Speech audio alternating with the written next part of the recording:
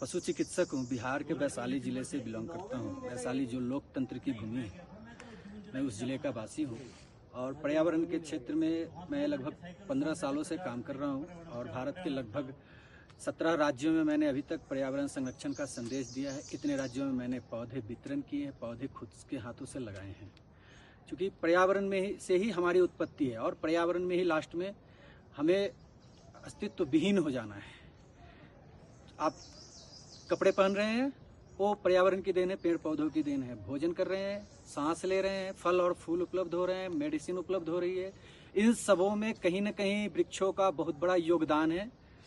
तो आप खुद से महसूस कर सकते हैं कि वृक्ष से ही आप जुड़े हुए हैं। तो इनका संरक्षण कोई जानवर नहीं करेंगे, कोई पशु पक्षी नहीं करेंगे, क्योंकि पक्षियों और पशुओं ने इतने बाग लगा रखे हैं जितने हम और आप लगा नहीं सकते अपने पूरे जीवन में।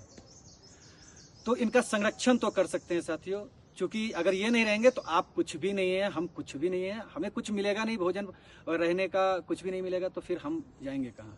यहाँ तक कि आप जो एजुकेशन लेते हैं उसके लिए भी कॉपी और पेंसिल का निर्माण भी वृक्षों ने किया है। तो जो आपको ज्ञान मिला, जो आपके शरीर में एनर्जी आई, आप खुद महसूस करें, वो मिला आपको कहाँ से। तो इसलिए यहाँ आए तो कैलाश को कम से कम गंदा ना करें और अपने आसपास भी गंदगी ना फैलाएं, और जो भी वृक्ष है उसको काटे नहीं, जरूरत हो तो उसको ट्रांसप्लांट कर दें, क्योंकि अब ये टेक्नोलॉजी अपने देश में भी विकसित हो चुकी है ट्रांसप्लांटेशन का। बड़े से बड़े वृक्षों को यहाँ से उठा के कहीं और लगा सकते हैं हम, और वो लग जाते हैं। बस यही आग्रह है आप सबों से, आप हाथ जोड़ के विनती कर रहा हूँ, कैलाश को कम से कम शुद्ध रहने दें, क्योंकि यहीं से हम लोगों को श्वास मिल रहा है। और अगर प्राणवायु नहीं मिलेगी तो फिर आप कितने दिन जीवित रह सकते हैं ये आप खुद महसूस कर सकते हैं। जल के बिना 1 दिन रह सकते हैं, 2 दिन भी बर्दाश्त कर सकते हैं, लेकिन सांसों के बिना कितना देर बर्दाश्त कर सकते हैं आप खुद से महसूस कीजिए अपनी नाकों को बंद करके। और नहीं तो जो कोविड में इन्हीं बातों के साथ मेरी वाणी यहीं पे समाप्त होती है, क्योंकि बोलने को तो दिन भर बोलते रह जाएगा कोई भी बंदा, खत्म नहीं होगा संदेश।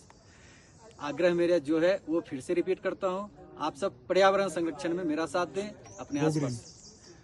धन्यवाद।